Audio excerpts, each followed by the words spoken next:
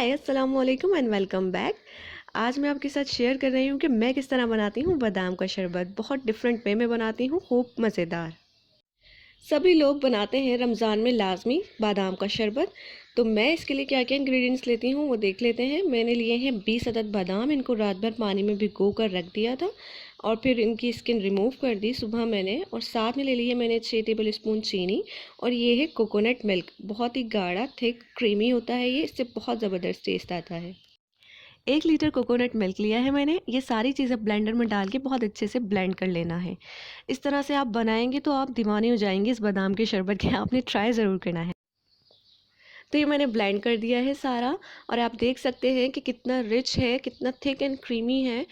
आप इसका हर SIP enjoy करेंगे, फुल ऑफ फ्लेवर है हर एक सिप, और बहुत ही डिफरेंट टेस्ट आएगा इसका और सभी इसको बहुत पसंद करेंगे। खूब अच्छे से ठंडा करके बर्फ़ के साथ इसको सर्व करें। और वीडियो अच्छी लगे तो रेसिपी को लाइक और शेयर ज़रूर कर दीजिएगा। ऐसे ही मज़ेदार रेसिपीज़ के लिए चैनल को सब्सक्राइब करें। मिलते हैं नेक्स्ट वीडियो में। बाय।